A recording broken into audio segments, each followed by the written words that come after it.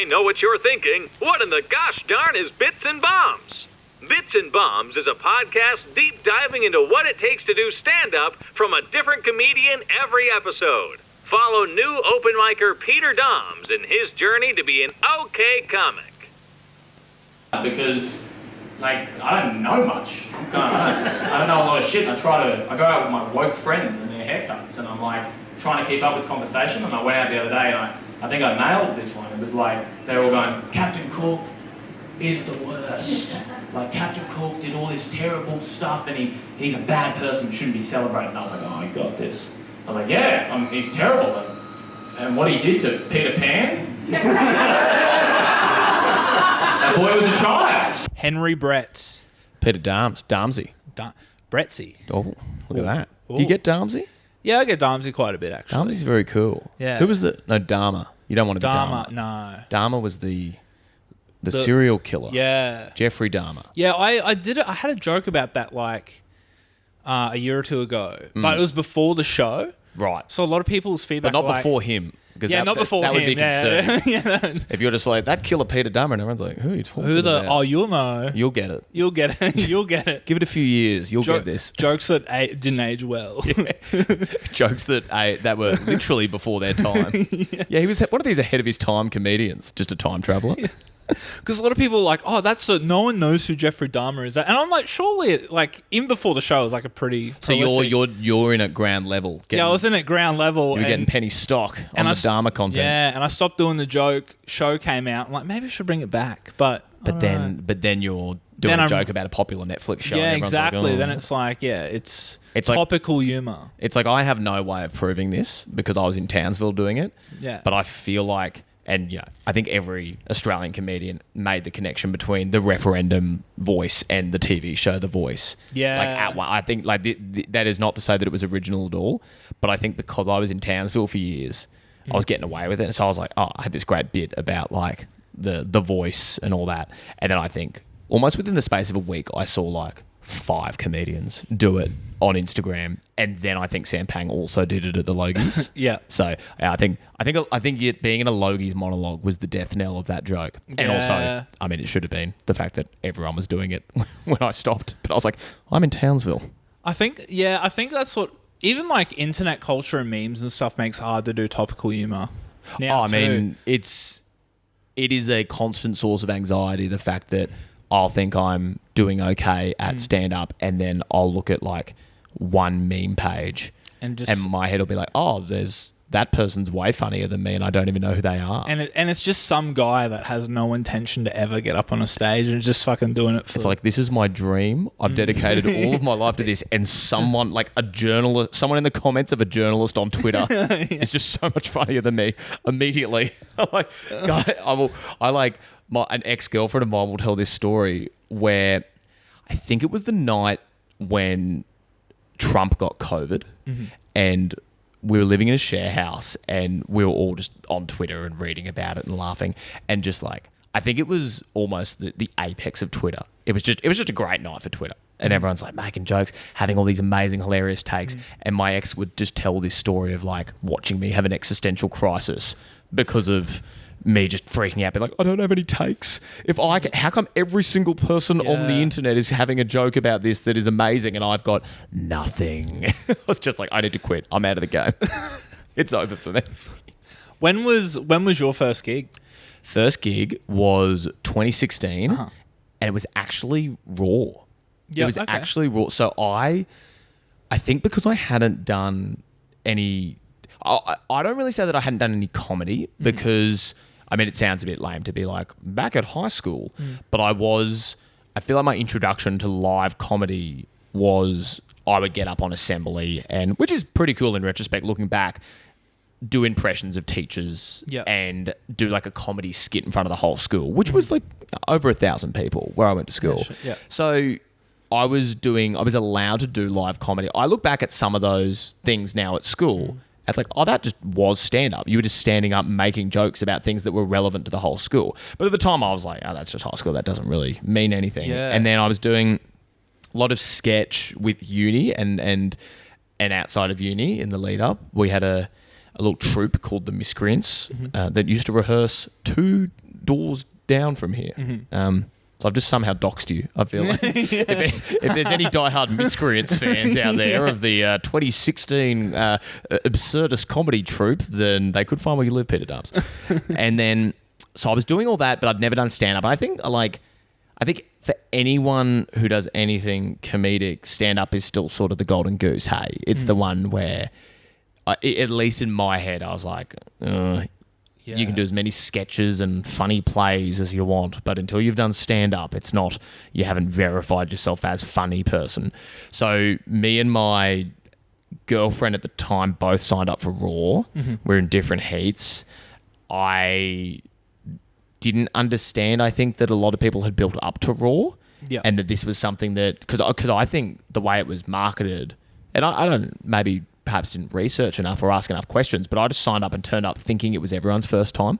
I thought that's what it was. I was like, oh, this is an amateur comedy competition. So, and then I think in the green room and chatting to people beforehand, it became quickly apparent that there were people who had trained for this and worked up to it. And there were some people where they'd done it multiple times. So I think I was pretty intimidated that first gig, and I think I was second last. I was really close to the end. And it was a very... There are jokes in that first set that I will occasionally still use that I think were solid. But definitely, I remember the first joke I did got nothing. Zero laughs. It fell flat. I don't think they even knew it was a joke. I think it was so subtle that they maybe thought it was a setup rather than a punchline. Do you think did that make you more like nervous for the rest of that set? Like I mean, it's been a while now, but like, how do you think you went into like the second joke? I remember so clearly thinking, oh, you're not good at this. In the moment. Like I remember thinking, and not even in a panic sense. Like I think it was so, I was like, oh, maybe I was comforted by the fact that I had that other sketch comedy stuff going at the same time that I was doing. And I was like, oh, maybe you're just not a stand-up. Yeah. Like kind of like a bucket list kind of thing. Totally. Yeah. Which is crazy to think after what couldn't have been 7 seconds of stand-up. I was like, oh, this isn't my form. Yeah. I can't do this. But I remember the joke. I think it was McDonald's. This is so niche. But it was like McDonald's and Hungry Jack's at the time had been doing like $3 large frozen Cokes. And then Macca's went to $2 and Hungry Jack's followed. And it was this observation I'd made that they were racing each other. It was like, and at the time it was like Macca's were doing $1 large frozen Coke and then Hungry Jack's had just done the same thing. Now if I'd have said that and then done the joke, maybe it would have worked. But instead, I just walked out and said, have you guys heard about this new Macca's frozen... It's like, have you heard about this new Macca's deal? They'll pay you to drink a frozen Coke. Or like try to do something like that. Like McDonald's will... Hungry Jack's will give you a car if you just take one of their frozen Cokes. But I didn't set it up. I just assumed, I was like, everyone will be aware of this McDonald's. Like as a uni student, clearly having... either McDonald's, Hungry Jack's, or both every day. I was like, this is the most relatable content in the world. And then it got nothing. And I don't know how much you perform there, but I feel like there is no silence quite as deep as the silence at the sit-down comedy club at like the Paddington. I feel it's just like when they don't like it, you're like a kilometre off the ground on the stage. It's really dark. Like it's a great club because it's lit the way it is, but I feel it can be, when you're bombing, it's a very lonely stage. Especially if there's people upstairs too. Yeah. It's like the weird, like there's nowhere to fucking look without to go. And you can't even, it's not like you've got comedians behind you, like the green room's far away. So you're not even getting, when you do a joke, when you do a joke that kind of bombs with the audience, but you get the comedians snickering and laughing and you're like, okay, you in the moment give yourself that little, oh, it was a great joke. It's just too clever. It just went over the audience's head. You don't get that at the sit-down because they're ages away. For me, I'd rather just the sight... Because when a comedian laughs when no one laughs, I think they're laughing more at the fact you just fucking missed. Which is sometimes the nicest laugh. Because like, there's a few comedians who have laughs, and especially in Townsville where it was like the audiences could be pretty high. If they weren't liking you, they were really not liking you. But sometimes... if there was a comedian that would have a distinctive laugh and just start losing it, and then the audience would laugh at that laughter. It's not the best. It's not as good as getting a laugh from your joke, but at least there was movement in the room, and like the room was coming to life, as opposed to there's just no tension. no tension. Yeah, as opposed to just dead silence, which we hate. But yeah, that was the first gig, man. I did Raw, and then I got through to the semi, and then I got through to the grand. So I got to the state final that first year I did Raw. Right. So I'd done 3 gigs, and then I went and did uni in Edinburgh for 6 months, like an exchange. And that was awesome because I signed up for like the uni review and went down, and they were like, "Have you done stand-up before?" I was like, "Oh, but only 3 times." And I think it's funny because Edinburgh is such a legendary city in comedy with the Fringe. And so I went being like, every single person on the street will be this amazing comedian. But the uni review still just needed people to fill in each week. And they were like, dude, if you've done 3 sets of stand-up, like, you're on. And then from there, I was able to do gigs in Edinburgh that I never would have been able to do. Was that during the Fringe? No, this was after the Fringe. So I arrived post-Fringe. I planned my exchange horribly. The 2 biggest things of the year are the Fringe and Hogmanay at New Year's, and I was between those. I was there for neither of them, but just like smack bang in the middle of the 2 great events that they have. But that's okay. I had a good time. But I think, like, I don't know if you found this, when a comedian is from another country, I sort of automatically give them a little bit of a boost in my head. I think it happens a lot with American comedians. Like, I've seen people from the US get up and do jokes in Australia, and the audience are laughing immediately.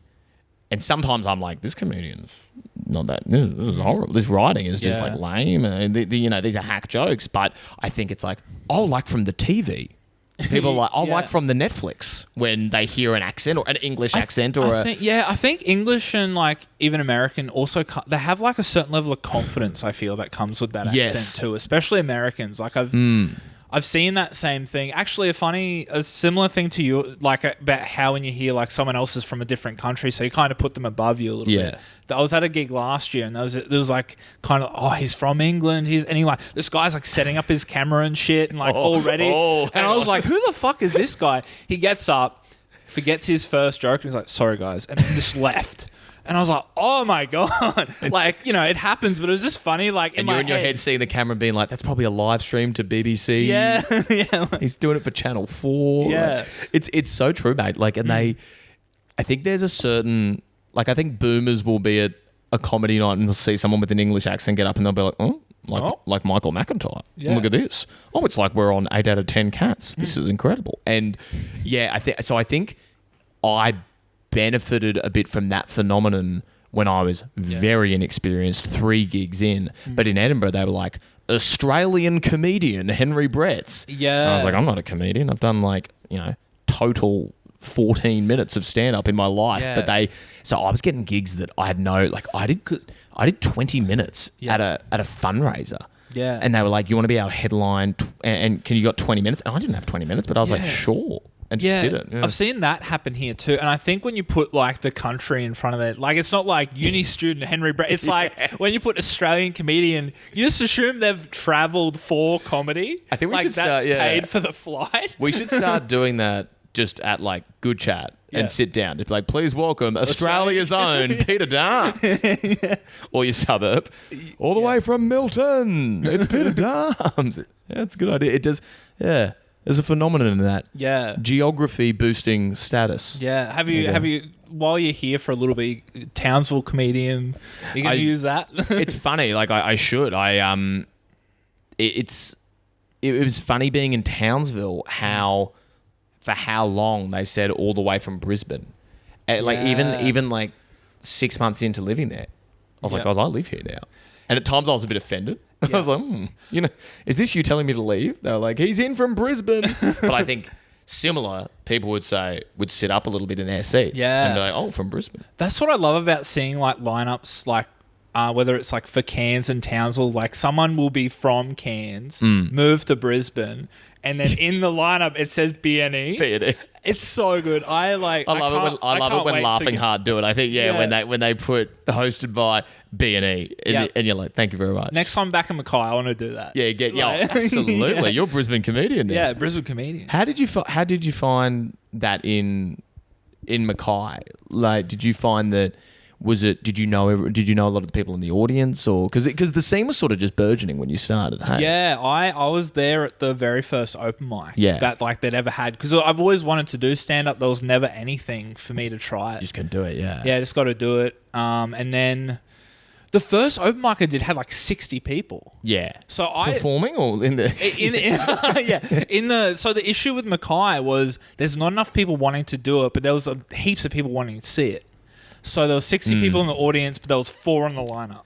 That's great though, isn't it? It's so funny. Like, I think we just get in it, and we were guilty of it in Townsville as well, of getting in our heads about, they don't want to see it. Yeah. It's like, no, it's just not there. Like, build it and they will come. And by the time I've obviously left Townsville now, but when we were there, we were finding, because one of the rooms I started in Townsville was called Cocktail Comedy. It was at a cocktail bar, small lineup, three acts and a headliner, MC, and it was very, we wanted it to be, it was an hour and a half max. Sometimes we get it down to an hour and 15, including a break. So it was really snappy, and we sold out every time, like, so quickly. And it was really marketed to be honest, like the yuppies. And a lot of them had never been out to see comedy before. And they were just like, you'd talk to people and they'd say, oh, we just wanted something to do, and they're not going to come down to the fortnightly one at the pub because it's not their scene, it's not their suburb, whatever. But I think that's a learning. Hey, in regional parts of Australia, there's definitely, like, we did shows in Charters Towers, and you're not going to get the biggest audiences, but the people who want to be there really want to be there. So it is, it's nice, like, because we can come in with these city expectations of, they don't want to see us. They want to see anything. They're happy for anything to be on. You've just got to kind of give it some love. Yeah. Because, like, there's not much else on that. Like, on a Wednesday, there's hardly anything on. That's it. Yeah, you're not competing against as much stuff as you are in somewhere like Brisbane or, God forbid, Sydney or Melbourne. Yeah, where you're competing with other comedy nights, let alone events around the city. And it's so cool. Like, not that I've lived out of Brisbane for just over 2 years now. Yeah.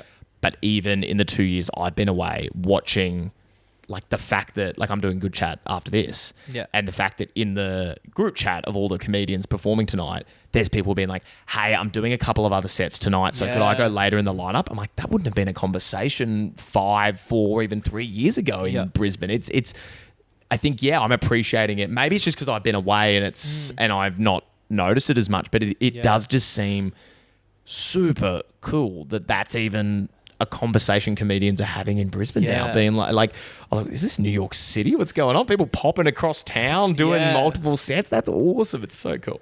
Doing the podcast, I've actually come to realize that it wasn't a thing as much like 2 or 3 years ago. No. Like, the scene it's at its peak at the moment. Well, because when I started, as I said, I did Raw. Yeah. And I was dumb, bro. I did Raw 3 years in a row. Yeah. I went 2016, 17, 18. And my second Raw, I had just come back from Edinburgh. I think it was 2 days after I got back. Yeah. And I wrote a brand new set because that's what I'd been doing in Edinburgh. I was like, well, the stakes are low, so I'll do a new set every time. Yeah. And I wasted an opportunity. Like, I burnt a Raw. Really, I was really happy with my final Raw. I think it was really very me, and I kind of did something different, and, like, I did it like I was hosting the Oscars. So I wore a tux. And it was if the Oscars were hosted in Brisbane. So I was able to do, like, movie jokes, but also take the piss out of Brisbane at the same time and stuff. And I really liked that set. But I do. Part of me does think, like, damn, I could, if I'd have one more Raw now, how would I go? But anyway, you don't think of it. Have you done 1 or 2? Yeah, so I'm on 2 now. Yeah. So the first... Because I would have seen your first one, the Townsville heat. Yeah. And I was a judge. Yeah, so I guess you were a big and you managed to win. It was a split decision. That Raw heat was, like, a big reason of why I live here now. Like, totally winning it and going to the finals. Did you drive up for that? Yeah, so I tagged along with some. We made like a trip out of it with some friends. So it was me and another guy competing. Like 6 hour drive? Four and a half. Four and a Yeah, half, four. okay. Yeah, and so a few of us went and did like a weekend of it or whatever. Yeah, great. And my friend Luke was competing as well, and then from there went to the finals. Got flown to Brisbane, and then I was like, "There's a fucking scene here." Yeah. Lived and moved here like a month later. It's so great. Yeah, It's so great because I feel like so many people, myself included, like I probably would have sat on that for too long. I would have been like, that was a great scene. I'm going to move there one day. And then wait, I think it's probably good that you jumped on it so fast while you had momentum. And there was just some the fire stuff was lit. Yeah, and some stuff kind of lined up where I guess maybe I was listening out for more opportunities, but a friend was like, "Oh, I heard my friend needs a housemate," and then I was like, "What about me?" kind of thing. I was just trying to find the opportunities. And Oh, it's great. No, I remember. What was your joke about?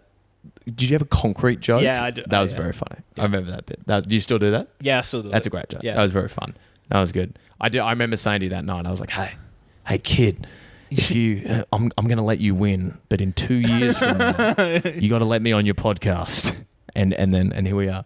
Yeah, And here we are. It paid off. I know, bribes. I mean, some bribes are a long game. You got to give me that Heinz creamy mushroom soup that I can see sitting on your cabinet. You can have the man shake. Can I have the man shake? You can have the man. How's the man shake going? Is that your man shake? It is my man shake. Okay. Yeah. It's working. Because which one is the man shake? The marketing where it's like, you can replace, you don't have to replace beers or whatever. that's right. Yeah. You can keep drinking beers as long as you. Yeah. Now they're not encouraging you to mix in beers with the man shake, are they? That's not what they're saying. They're maybe I've been mistaken.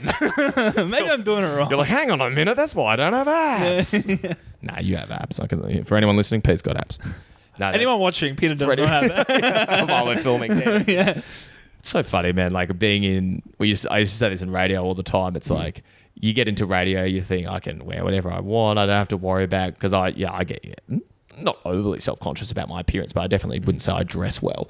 But then now that we film everything and and everything's like content. And it was, and it was actually, sometimes it was a bit awkward because we'd have a guest into the studio and then we would have, they'd come in and then our camera guy would come in and start setting up all the cameras and he'd be filming and the guest would get a bit, I didn't know we were filming this. And we'd have to kind of say, is that okay? Because they would be like, well, I would have, if I knew this was going out as a video, I would have maybe put on some makeup or I would have dressed differently or I would have... So it sometimes was awkward the way that radio and video have become cross-pollinated. I should say as well for anyone listening, like I've just spent 2 years hosting breakfast radio in Townsville. So hence all the radio references. When did you get into radio? So I was... When I got back from exchange, I did a year working at Uber Eats, funnily enough, in the office. So it had just launched and I was basically in sales. I was called a restaurant partnership representative. RPR, what's up? And then, so I was like going to restaurants and being like, hey, you want to keep selling food but on an app and give most of the money to a different company, then join Uber Eats. So I was like, I had to get the restaurants on board, like drop off their iPad and all that sort of stuff. So it was a good like uni job, like 3 days a week. And then I was starting to get a little, because I studied law. Yeah. So I was starting to get a little stressed about all my friends were working in law firms. I'd never had a law job. So I started reaching out and seeing if I could get a job at a law firm. And I went to an interview. I was in a suit and they bring me into the boardroom and there were heaps of them and they're interviewing me. And I think there was a question that was like, at what age did you realize that you were passionate about corporate litigation or something like that? And I kind of just couldn't answer and blubbled through this thing. And then I got out of that interview and I remember I was on like, must be Ann Street or somewhere. And I was waiting for my bus and I just had this, I said, that's not what I'm meant to do. At least right now, like not saying I've ruled out law forever or anything, but it was definitely, I thought at this point, and I'd always wanted to do radio. I had grown up, even as I became obsessed with comedians and comedy, a lot of that was being drawn to the audio. Like I remember listening to, it was before podcasts and comedians would release audiobooks. So you had to buy them off iTunes as audiobooks. But Ricky Gervais, Stephen Merchant, Carl Pilkington, they did these audiobooks and they'd do one about poetry and war and I I could honestly recite some of them word for word. Like I frothed them. Then I got into Mark Maron. Then I got into Hamish and Andy, and just became really into radio that way. Like a little Merrick and Rosso were still on at the time with Kat Ritchie. So probably Hamish and Andy was the one where I was like, that's what I want to do. To the point, bro, where I was like I'd go to school basically mimicking Hamish Blake. Yeah. And you can probably still hear a little bit of it. Like I think I've mainly shaken it, but there were years where I'd just be walking around and be like, oh, bloody, look at this guy. Oh, it's not the old Mr. Man over here. Like just basically doing a Hamish impression. And the best feedback I could get would be someone being like, you're just like Hamish. I was like, yes. I was like, gold. And now I don't want to get that because obviously, you want to be your own person and whatnot. But so I was really into that. And then, so I'd always wanted to do radio. And then when, after this kind of horrible, formative law firm interview, I was like, okay. So I messaged a friend of a friend who I knew worked at Nova 1069, and he was in the promo team, like the Casanovas, who go out and give out freebies and do events. And I messaged him. I was like, mate, I've always wanted to work in radio. I'll clean the floor. I'll do anything. Is there any job? Just let me get in the building. And then 3 days later, he was like, yeah, there actually is for the promotions team. Yeah. So I went along.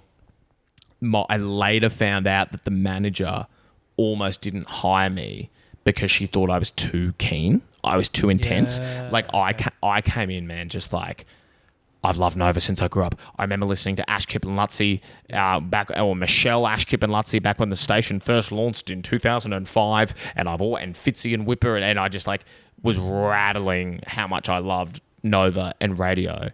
And I think this manager, probably fair enough, was like, dude, you're going to be giving out cans of Coke at Broncos games. Chill the fuck out. Like, don't let's relax. So, but then my good friend Nick, who now goes as Ducko, he's a breakfast radio host in Newcastle, legend of a guy.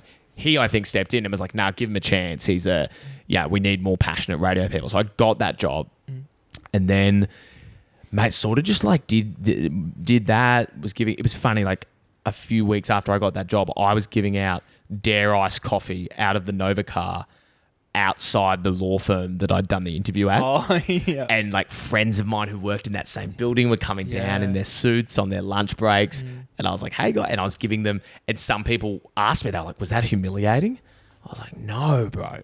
That was like confirmation. I was so happy. I was like, that was it. It's the promo team stuff's a fun, because I used to do that at Mackay for Star. For Star, yeah, of course. Yeah. It's a fun job. Great gig. Yeah. And it's a lot, like Joel Creasy did that first. That's how he kind of, he's now obviously drive host on Nova. That there's it probably doesn't happen enough now. Like I think it's one of the sad things about radio is as shows get networked and there's less and less local shows and even recently the Hit Network are going to start getting more and more statewide shows. So and with those, they often want people with a profile already. So it is a bit sad that like there's probably less opportunities for we don't have anyone to host on Sunday. Get Peter from the Star Car up and he'll do it. Like, but that used to happen a fair bit, and that's sort of what happened to me. Like I did the promo thing, then I got did the events, got an events manager job at Nova, and then I was I learned how to panel, and then the breakfast show got me in to do some stunts, and then that's kind of, I just kept doing that, went to a different station producing for a bit, and then after that I was like, I'll take any job on air no matter where it is or what it is, and got a job at the ABC in Townsville. So I did that for a year and then jumped over to Power 100, the like rock tradie radio station, and did the breakfast show there, and then so that was kind of the radio journey. Yep, sweet. So for now, in London, do you think there's any, like, you're going to look out for any radio type stuff there, or is London? So you're moving to London in like what, 2 weeks? 2 weeks moving to London. Yes, I'm back in Brisbane unemployed for like 5 weeks. Yeah, and then I'll go to London. Probably not immediately looking for radio stuff there. I'm treating it more like a gap year, but definitely keen to do stand up. In London, and like I think we were discussing before. Hey, like it's.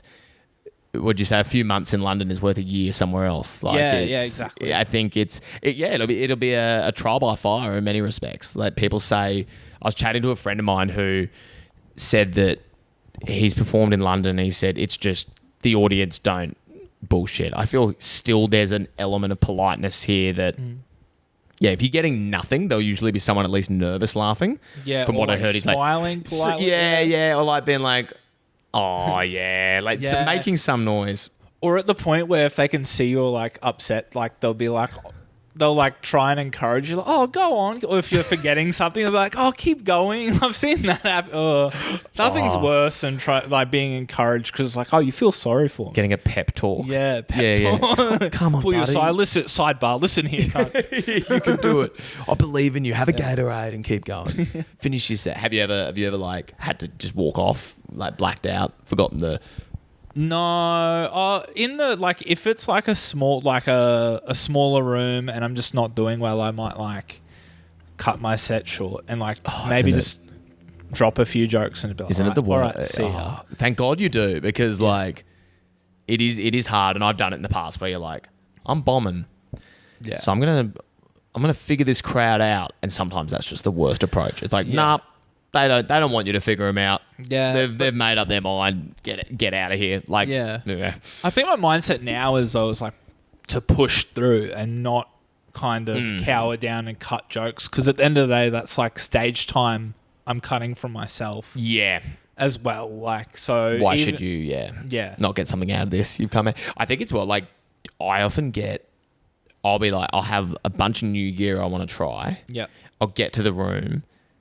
And it'll either be, if it's a really flat room and not going well, I'll want to do my new gear. Yeah. But if it's a really good room and it's like everyone's crushing and it's going off and everyone's doing well, that's when I'm like, nah, fuck that. I'm not doing the good. I'm doing old shit. I'm doing oldies, because I get really scared of doing new gear in a good room and being like, he's the one who killed the vibe with his weird observation of a news event from this week. Yeah. It's like, but you have to, like, it's what you get told, isn't it? It's just like every joke was new at some point. Every bit, the bits that you now see as your life raft, at some point you did that for the first time, and it can be so hard to remember that. Yeah, exactly. They get this status in your head of just like, that story that always kills. It must have materialized. An audience loved it already. Of course, you wrote it and you performed it at some point. Yeah, and like I also get caught up with like seeing other comedian, like, oh, that's like a bigger comedian or like a room runner, and then I'm like, oh, I better do the olds, like the old faithful type thing, where it's like, fuck, like I should be just trying the new stuff wherever I can. Yeah, like, that's it. I know. I should. I get really insecure about that I don't write enough. I get and I do. I became really crowd work heavy in Townsville. And I think a lot of that was I was really tired all the time doing breakfast radio. I'd get home, I'd be like, sweet, it's 1 p.m. I've got a gig tonight at 6.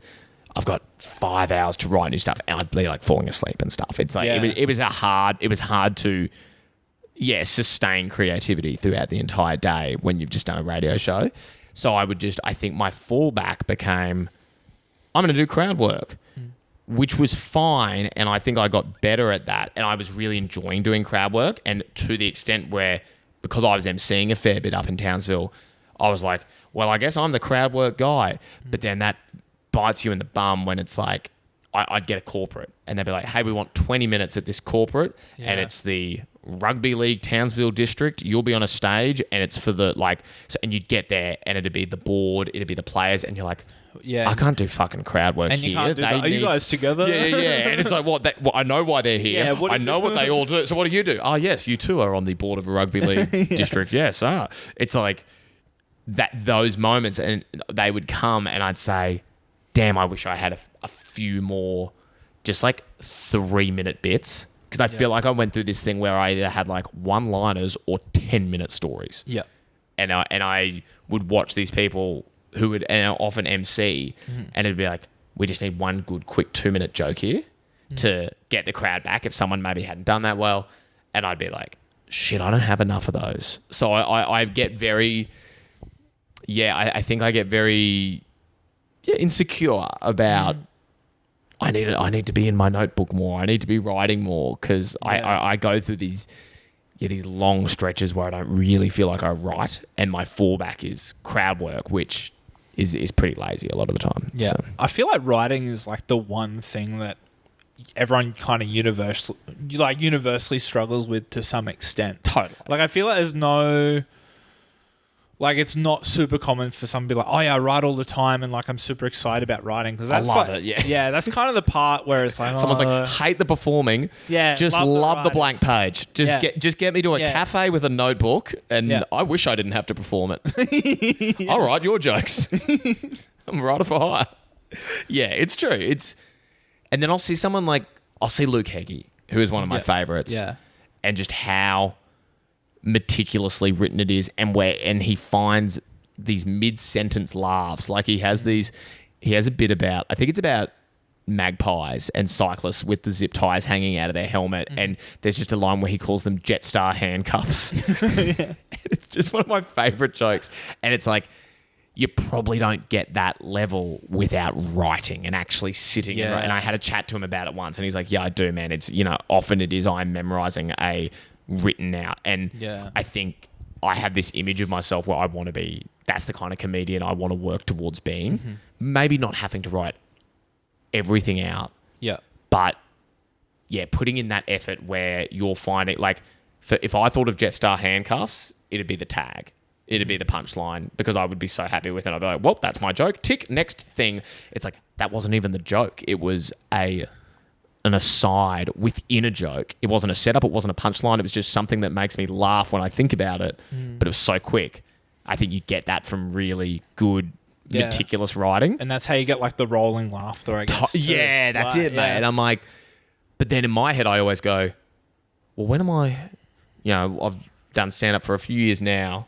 I'm like, when am I going to get to that stage where I'm putting aside, like sitting down, really writing? Yeah. And like, I think we have this fantasy that, if I was to go to the country for a week, I'd be able to crack out jokes. If I was getting Airbnb for a writer's retreat. If only I had Airbnb. Yeah. I'll have an Airbnb for bits and bombs. That's I should do a writer's retreat. That'd be my next scam. Airbnb. Where's your that's the partnership that could happen. Pete Dumps, enterprising man.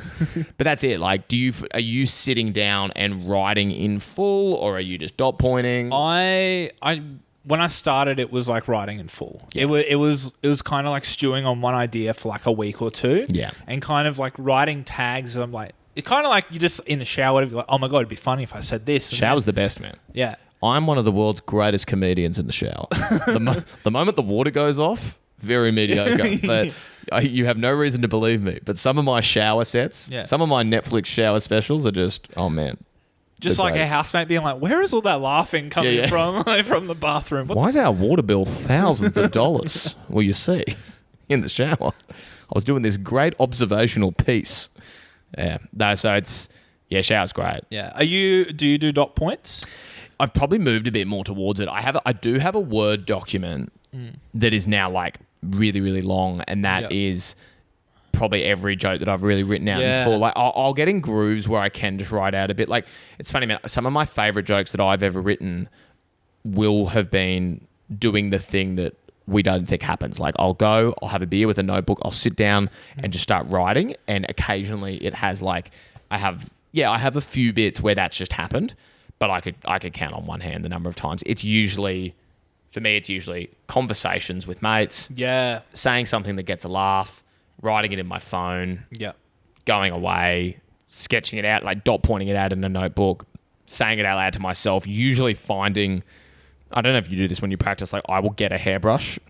I use like one of these microphones. One of these mics? Yeah, totally. Like getting a mic. I just thought that I own microphones. I don't know why I've never just used a microphone. That's what I was like, surely you own the microphone. I definitely do. I have multiple microphones, and I've always used a hairbrush. What a fucking psycho. You just look at me and be like, yeah, dude, I probably practice with the microphone you're holding. Oh, man.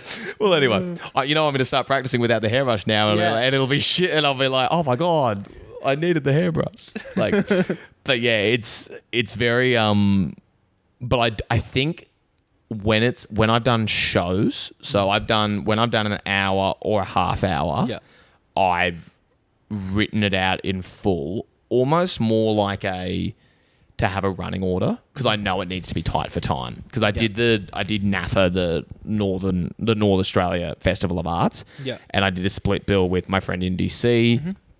We did half an hour each, and they were very strict on time. So I think I sort of just wrote it out to be like, what is the timing of every joke? And then, because when I'm practicing, I'll sort of riff and add things in. And I was like, I just want to see cold hard data how long this is, because they were like, listen, if you guys go over, that's gonna fuck up the whole festival because there's someone else who needs to bump in, blah blah blah. You're ruining so many nights, mate. If you guys knock out the circus act that's coming on after, there is a trapeze artist who is juggling to the Xanadu soundtrack after you guys, and she needs this space. She's sold more tickets than you. What if you could convince her to just juggle to like just observational? I've got this great bit about bananas in pajamas that is missing a juggler. And I'd love you to. It's missing some acrobats. Yeah, festivals are fun. They it's always great when you're like you've slaved away, poured your heart and soul into like this split bill. Yeah. And then you'll turn up to do it, and then you'll think people are coming up to your tent. And they're like, oh my god, we're going to sell so many tickets on the door, and they're like, is this karaoke bonanza? No, that's in the huge giant tent over there. Oh, that's sorry about that. We have tickets for karaoke bonanza, and we're very excited. There's an ABBA tribute act in one of these tents. Yeah, no, that's the next one.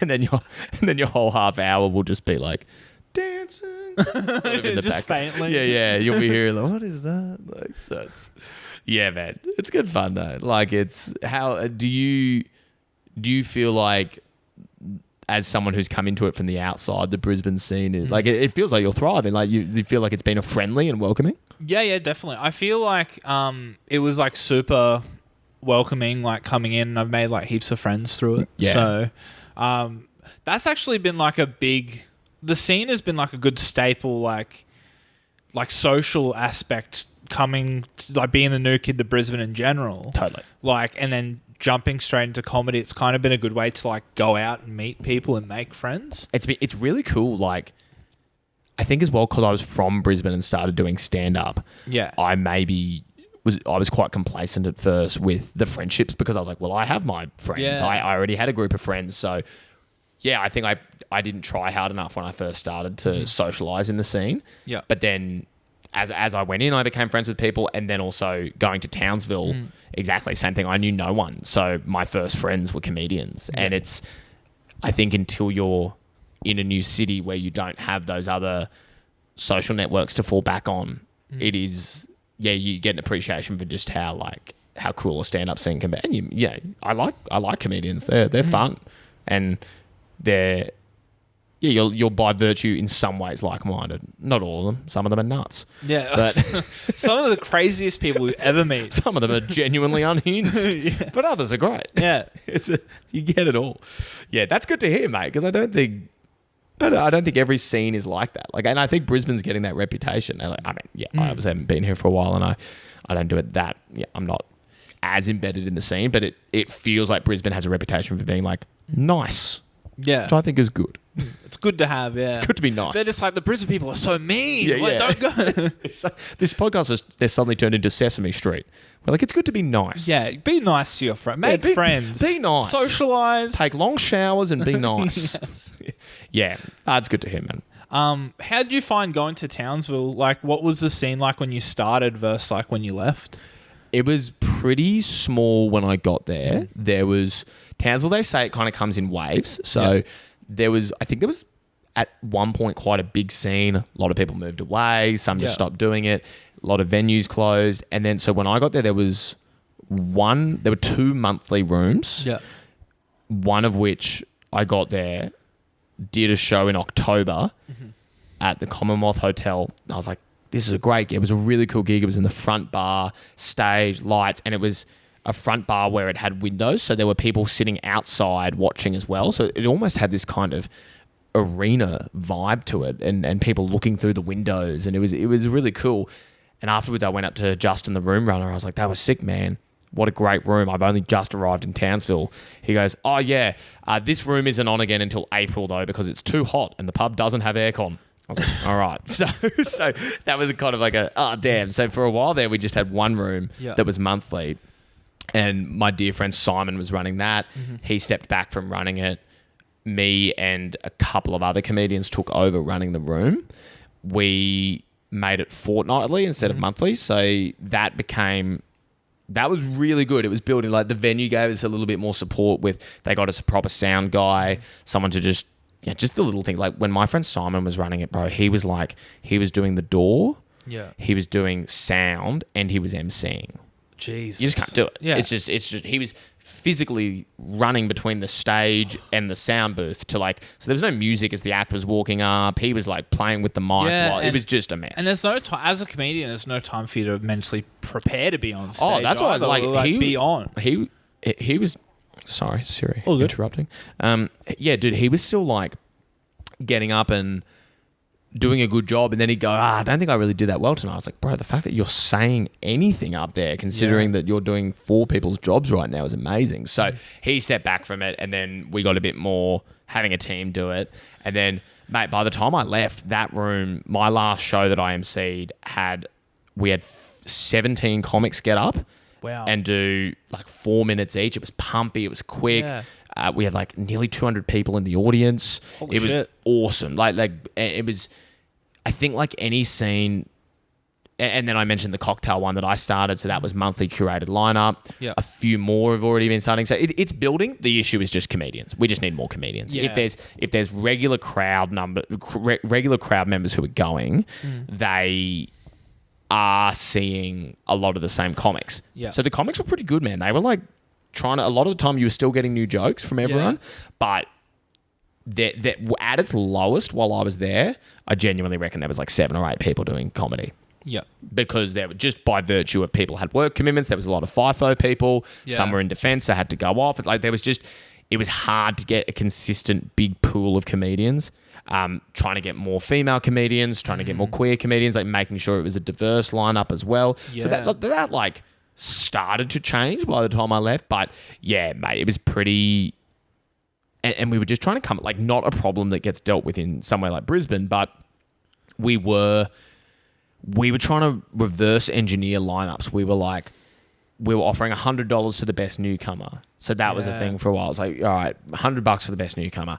Okay, what if we go to like local theatre companies and offer people incentives to do it? What if we do comedy workshops? What if we do try for the first time nights? Like it was really, we wanted to get that balance between finding comedians but also not alienating the audience. It's a hard thing to explain, but yeah, it was tricky to like come up with ways that weren't lame to incentivize people to do comedy for the first time, which I think we got better at. Like that, we found them, but it was a tough slog for a bit there. There were some pretty repetitive open mics with the same people doing sometimes the same gear, and yeah. But I think it's in a good place now. Like it's definitely I think comedy's quite well liked at the moment. Like stand up feels like it's in a place where people respect it. I don't know, maybe respect's the wrong word, but people who aren't in the comedy scene,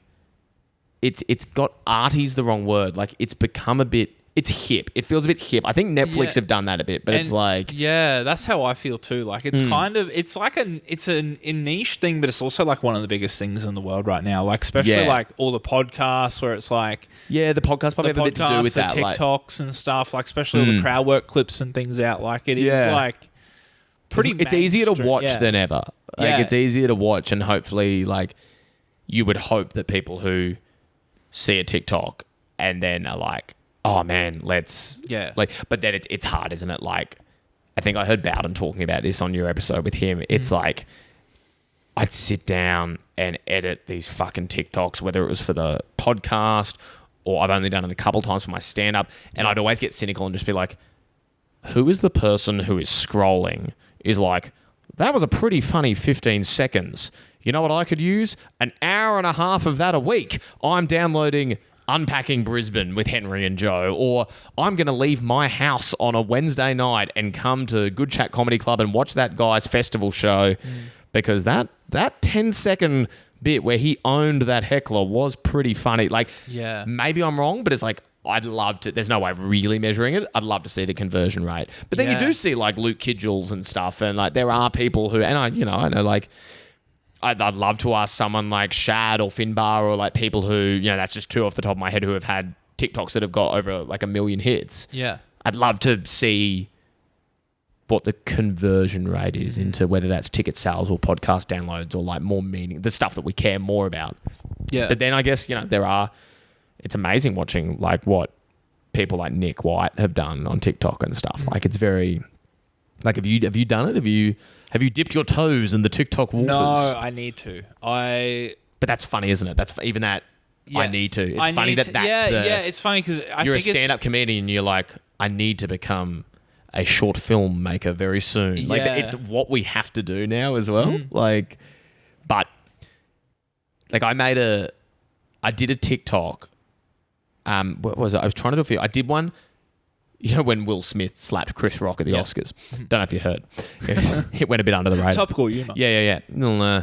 I'll do that at Good Chat tonight. Have you heard of this guy? So I did a TikTok the day after that had happened of like if Ricky Gervais hosted the Oscars the next year, and it was just like a Ricky Gervais impression at the Oscars, and it got like 500,000 views. It got like 100,000 likes, sort of thing. All these comments, and I was like, oh my god, like this is great. I'm gonna make this my thing. But then I like credit to the people who are getting content out on TikTok every day. It's like it's a lot of work. You gotta come up with like a mini sketch and film it. And if you're anything like me, film it hundreds of times until you're happy with it. Yeah, I genuinely look at these people who have full-time jobs and then are just like pumping out well-produced YouTube and TikTok stuff. I'm like, dude, power to you. Maybe I'm just too lazy and inept and stuff like that. And then I did that TikTok, and then lots of people wrote, his Ricky Gervais impression is dead on, even to the teeth. And then like multiple people are like, he does have Ricky Gervais teeth. Now I don't know how recently you've Googled Ricky Gervais teeth. No. Not flattering. He's not. He hasn't got some beautiful chompers in there. And I was like, so then I was like texting my girlfriend, being like, what the fuck? You never told me I had bad teeth. I got Gervais teeth. What's going on here? The internet told me. The internet told me I've got the teeth of the guy from Afterlife. Oh my god! Now I'm depressed. It was terrible. So maybe that's why I didn't go back to TikTok. I'm just terrified by the dental criticism I got.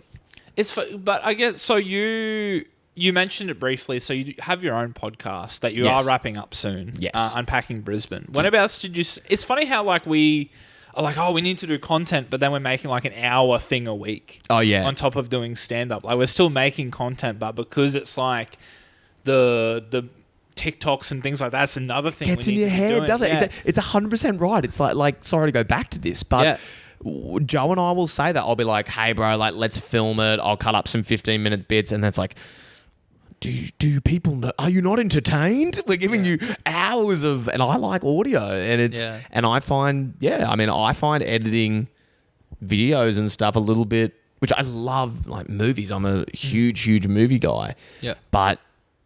Yeah, I think I do find it tedious editing up, captioning it, doing all that stuff. And then I'm just like, I go, oh, wouldn't it be great if an hour podcast of comedy was enough? But yeah, so we started Unpacking Brisbane in 2019. And the premise is basically we pick a suburb of Brisbane every week and we review it, essentially. It's a review show. And sometimes it's very much not about that at all, and we get the sidetracks are sort of where it comes to life a bit. But did that from 2019. Continued to do it while I was living in Townsville with I just did it on Zoom, and then we have now decided with me moving. We discussed whether we could keep going, but I think with me in London, it's just too tricky with the time difference. So we're wrapping it up and. We're doing our last episode live at Good Chat Comedy Club on the Friday, the 3rd of November, 9 p.m. show. There is like 10 tickets left if anyone wants That'll to come. probably be already. So by the time this episode comes out, I think it'd be done. It might be. Okay, It was a great show. Oh, God. They're still talking about it. How stupid I am mentioning to the audience the legendary last ever Unpacking Brisbane show. Oh, yes. It was, it hasn't, the city is yet to recover. Yeah, man, it's been great doing that. It's been fun. It's flexing the comedic muscle in so many different ways was fun. When I was doing the podcast, stand-up, and a radio show, it was cool. And a band spawned from the podcast too. Did the Mangroves come from the podcast? So the story behind the Mangroves was we did an episode of the podcast where so Joe was in a band called the Paper Tigers, and so when he was in like year 9 and 10, and they actually kind of got like not only big in Brisbane, that they had a song called Norway, which is really good, that blew up overseas. Like it's got heap. I don't know how much, but they've got like a fair few hits on Spotify. Yeah. And then our friend Hamish was in a few bands as well, and him and Joe sort of knew each other from the music scene. So we did an episode that was like how to make it as a band in Brisbane. Mm-hmm. So the premise of the episode was we would make up a fake band and they were going to be the most Brisbane band ever. So we went through the whole episode. We like chose the name. We said who's going to do what, where they're going to play their first gig. And then we ended up improvising the first ever song. Mm-hmm. It's just a funny episode. And the fake band was called the Mangroves. Then, so a friend of ours named Nelson, who Hamish had played with in his other band, who was the drummer, and he's like the most talented musician you'll ever meet, like a proper, genuinely talented multi-instrumentalist. And he was a fan of the podcast, and he contacted us and was like, if you guys ever want to like do that band, let me know. So we were like, okay. So Joe can play guitar, as can Hamish. They can both sing, and Nelson can drum and play keys and do hand percussion. And so I was like, well, I want to be in the band. I don't want to be left out. So they taught me to play bass so that I could be in the band. Oh, wow. So the bass lines are very simple, only because like I didn't even know the notes. I had no musical experience. So I just knew where I had to put my fingers, like the number of the frets. So like dead set during the songs, I'm just like 8, 8, 8, 8, 8, 12, 12, 12, 12, 12, 3, 3, 3, 10, 10. Like I'm just remembering, and then we would have sheets of paper with all the songs written out with just the number of where Henry had to put his fingers for his songs. So it was so rogue, bro. But that's how that started. Those three did a jam session at our old share house on Caxton Street. Yeah. And wrote like most of the first album in like 3 hours. Oh shit! They just pumped it out, and then so I came in, learned bass parts, we recorded it, and then went from there. So that wrapped up in April as well. So that was awesome. I have absolutely no right being in a band. That was a pipe dream that got to come true. And you guys had like what, 2 or 3 albums? We released 3 albums. 3 albums. 3 albums that's in so like crazy. 2 years. Yeah, that's fucking crazy. Because I think we knew how temporary it was. We knew that Hamish was moving overseas. We knew that I wanted to go overseas. We knew that like life was going to kind of probably mean this was a short-term thing, which is funny because a lot of our songs are sort of, like Joe's mum once said, you guys are nostalgic for a time that you're currently living. Like all the songs were like, I look back on this time where we lived on Caxton Street and Brisbane, it was great. We were going out every night. She's like, why are you so forlorn? That's now. You're doing it. It's so funny because that's how I kind of felt listening to the songs about like working in Toowong and listening to a song about Toowong. Yeah. And it's just like kind of like being new to Brisbane. I was like, it kind of felt like being nostalgic, but you're in the fucking moment. It's weird, isn't it? Like it's almost like you're writing them for your future self rather than your current self. It was like, this is an investment in something, in a kind of memory of later. I should say every song was about Brisbane. That was the conceit of the band, was every song was in some way, which kind of was a point of difference. So it was fun, man. Yeah, I was at the last show too. That's right. If you guys packed it out. It was like sold out. Hey? Yeah, we sold out the zoo. It was like I think it was like 550 in there with the doors. So that was fun. That was a big night. That was a good show. That was awesome. That was I stage dived. That was fun. That was something to tick off, which you don't get to do much at stand-up. I've tried many times. I'm trying to make the stand-up stage dive happen. Try and do it at the sit-down. Fuck, can you imagine? You walk at the sit-down? That'd be like a good but also horrible play. Like you get a lot of air. The sit down is hard because I feel like it's the venue most suited to it, but the audience least. Yeah. Because they're sitting down a lot of the time. They're having They're, like, drinks and eating, dinner. yeah. Yeah, they're like eating garlic bread, and then it's like, oh shit, Michael Cho just dived on me. Yeah. What the fuck? Yeah. So- oh no, Shad Wicket just landed in my soup. Who's ordering soup at the Paddo Tavern? Doesn't matter. It's, well, let's say, I think I want to make that happen. We'll make the stage dive happen at stand-up. Uh-huh. And I want to just get up one day and just do like Seinfeld, Chris Rock, like Ellen DeGeneres, like old jokes. And just as people start to notice, be like, oh, I'm a covers comedian. Yeah. I should have. Sorry, I greatest hits, forgot to mention I'm purely doing covers tonight. Think of me like the guy doing Summer of '69 with an acoustic guitar. I'm just that for comedy. But that's a hard one because like you need to find the jokes that are well known enough for the crowd. Yeah. Like it'll almost have to be Seinfeld stuff. And you can't do like Chris Rock bits with it. Like Tell me without why. Tell me exactly why I can't do the dance. I don't see why not. There's some certain words you might. I will be doing purely Dave Chappelle, Chris Rock, and Richard Pryor material. I don't understand how that could be a problem. I forget we're filming it. Yeah. Some people listening right now being like, maybe he can. Yeah. Oh man. Who are your like? I hate this question because it puts me on the spot. But like, do you have comedians who, not even who are your favorite, but you can hear them in your own writing and your own jokes? Hear them? Because I find I will often watch some of my favorite comedians. Yeah. And I'll get on stage and be like, that was them. That was John Mulaney in the way I said that. Like I can like try not to mimic. Not so much in the writing, but I've noticed I'm bad at picking up habits from other like just people in the scene here. Sure. Yeah. So like I might see like someone like Ben Hunter. I'll like notice I'll like be nodding my head the same. You know, like kind of picking up certain like I get that. certain ways they perform. I'm like, oh, that's actually a good way to do. Like it's less about the actual like what's written and more just in the like delivery. It's like human nature, isn't it? Yeah. Like you see someone doing well, your primal instinct is like, I want audience laugh at that. Of course, it becomes like, it's totally not even famous people. Like, not just people you're watching online. Like, I remember because Shad and I worked at Nova together, and I'd had a little break from stand up and went out and did stand up with him, and you know, it was awesome to have him around. And I started being like, bro, or I started doing little things like asking, what do you mean, bro? Like asking questions and stuff like the way he would, and then. Every time I watch Sam Campbell, I can hear Sam Campbell coming through. I just love Sam Campbell so much, and I can hear him about, excuse me, that's not how. Like whatever, and I'm like, and I'll have to even when I'm at home practicing and be like, that was him. That was. Why is no one talking about this? Yeah. Oh, and it's natural. It's like the Sam Campbell thing. I've definitely like sometimes felt myself like, I'm going a little. Yeah. It's which is just such a testament to him and.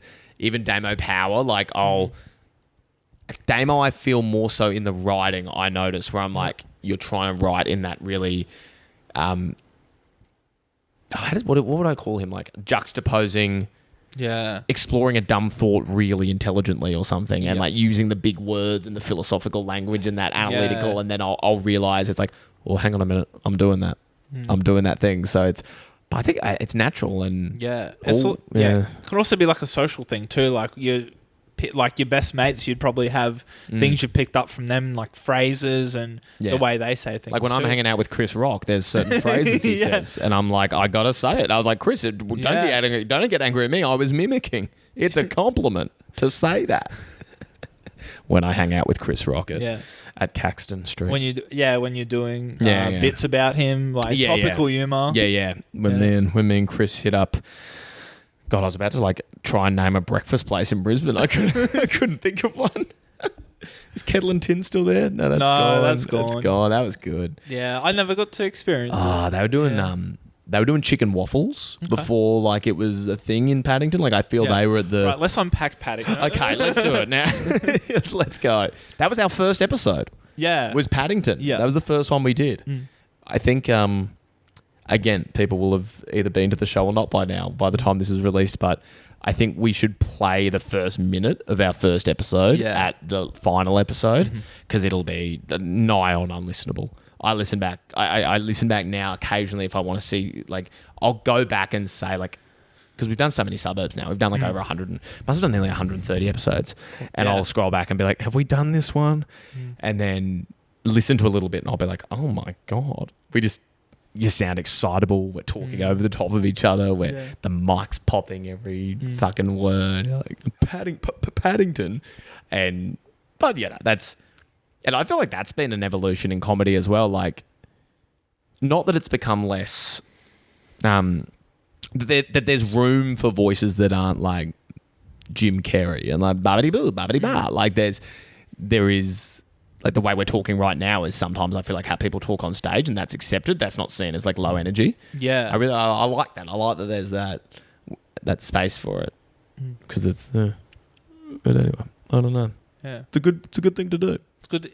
I'm glad you're enjoying it. Yeah, having a bit of fun. I'm glad you're having a bit of fun. I'm glad you're having a bit of fun. I'm having a bit of fun. Yeah. I'm having a bit of fun. It'll be interesting, like, to see what it's like in London as well.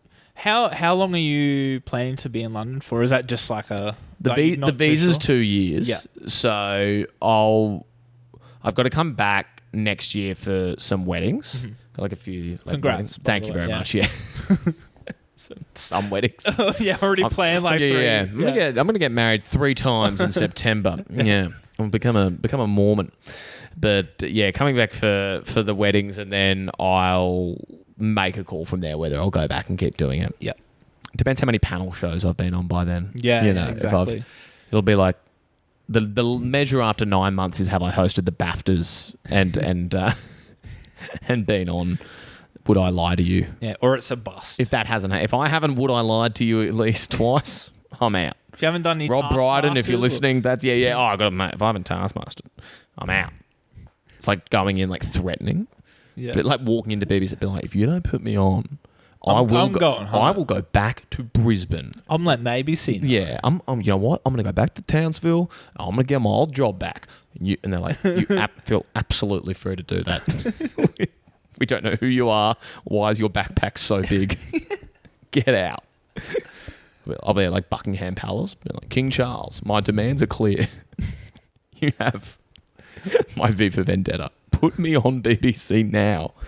I have a very funny Mr. Bean observation that your nation simply must hear. They haven't seen it yet. They haven't seen it. It's a new bit.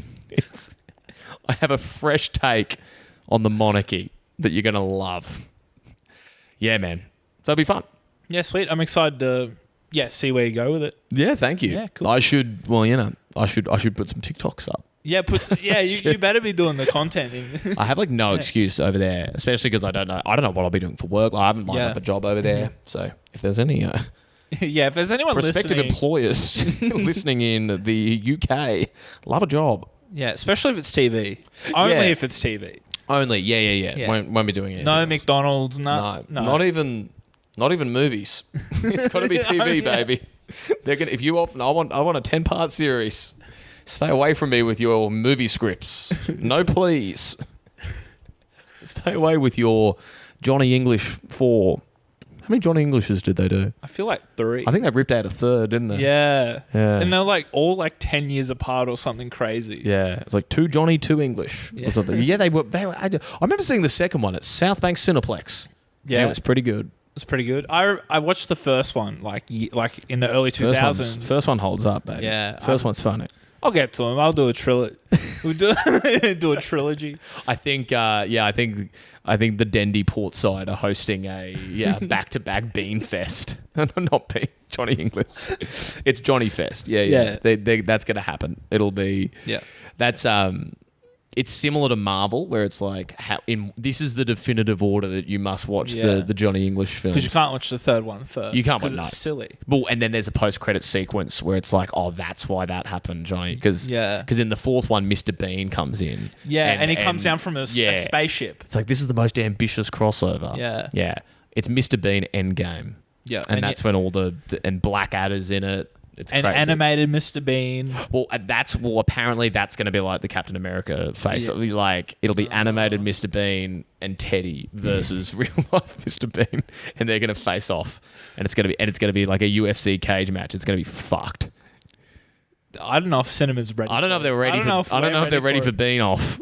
They're ready for that. I don't know if they're ready for Bean Endgame. It's going to be. This is the definitive order to watch the JECU, the BCU Bean Cinematic Universe. Dude, there's a post-credits sequence in Mr. Bean's Holiday. It's fucked. Oh, good times. I guess wrapping up, we will... You don't want to go out on Bean Cinematic Universe? All right, man, your podcast. Your funeral. It's too ambitious. I The audience don't know if people are going to get it. Yeah, fuck. I know, seriously. They're not ready for it. Do you remember your worst bomb?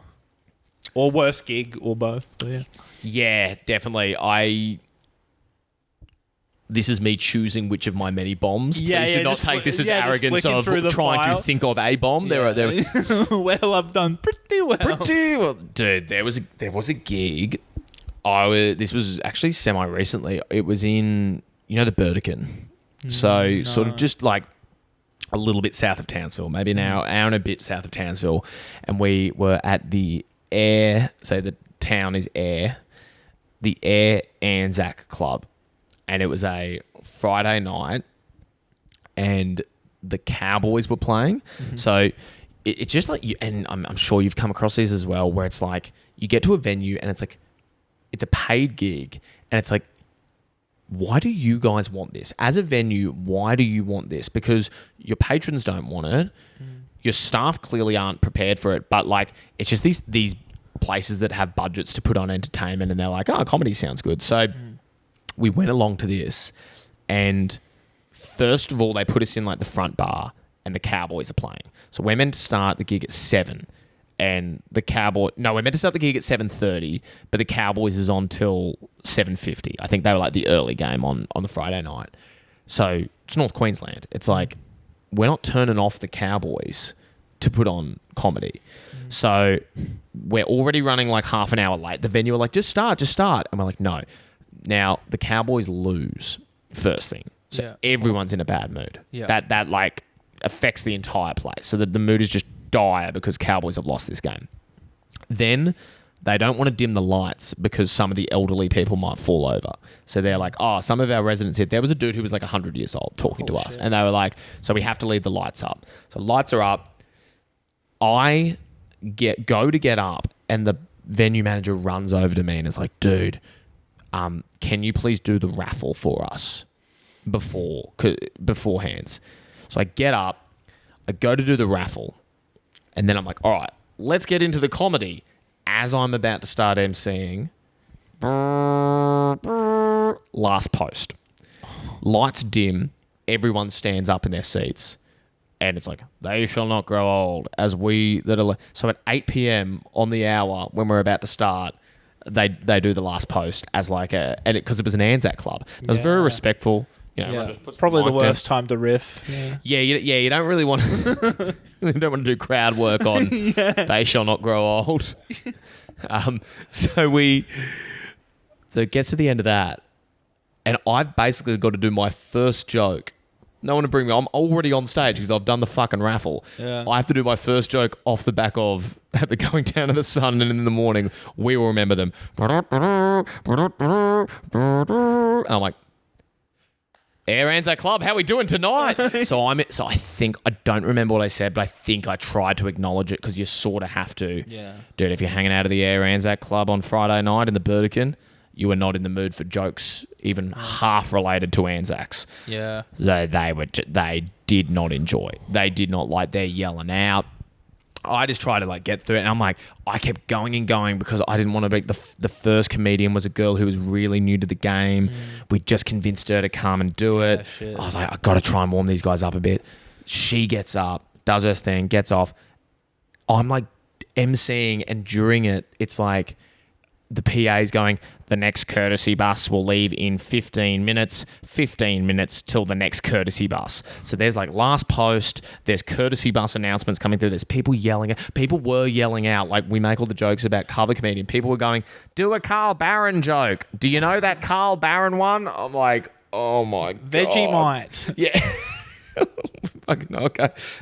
Like trying to do Carl Barron bits. It was the worst, man. It was horrible. It was a pretty bad bomb, but also like, who can succeed in that environment? I suppose. I don't know if that's the best answer, but I definitely had some shockers of just like coming off the back of Raw, which is so supportive. I think you get a false sense of security in those competitions, and then like, definitely. Man, I don't feel like I've ever worked out the sit down at Paddington. Done okay at the Newmarket. Yeah. Like the Newmarket one. Like Fitzy's at Logan Home. Like there are other sit down rooms that I've done okay. Yeah. I can't work out Paddo sit down.